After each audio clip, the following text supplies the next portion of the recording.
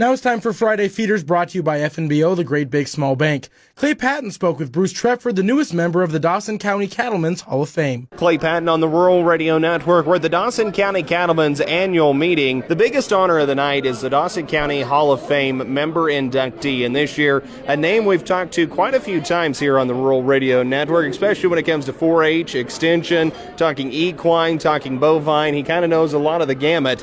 You know it, it's Bruce Treffer. He's your 2023 Dawson County Cattlemen Hall of Fame inductee. And tell us, what does it feel like to be honored here with this recognition tonight? It's very, very humbling, and I really appreciate the honor. A lot of these people out here I worked with for years, and I have such admiration for the cattlemen of this county, so it is an extreme honor. A lot of times when we've talked to you in the past, we've talked on the extension side. Tell us more about your cattle and horse operation and ranch. Well, we got started really young. My brother and I, we had a $100 heifer, and my birthday money and my brother's birthday money, and my folks kicked in $12 and got this heifer. So we've been raising cattle since 1957, but we were pretty young when we started. And then on the horse side, back in like 1967, we bought a quarter horse mare and have raised for 50 years now about 250 foals over the years. And we used to train them all and sell them, get them going really good, and now my brother and I are both a little older. We don't do that as much. So, still, though, it's amazing the management of genetics, and you did all of this too, though, while being a county extension person, while working on research and a lot of other aspects. So talk to us, where did you find the time? Was it a deep passion that you stay involved in the industry? Yeah, it was, and I did not do that by myself. Okay, my folks are Laura and Dolores Treffer up at Broken Bow. And Dad did a lot of chores in the dark in the morning and at night, and then he worked all day long and kept this thing together.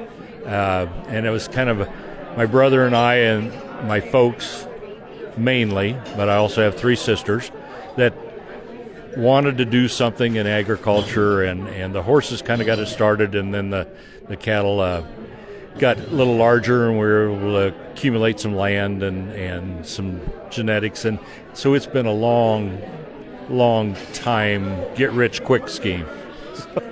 One of those, you were an overnight sensation. It just took 30 or 40 years. Well, yeah, 40 or 50, yeah, 60, yeah.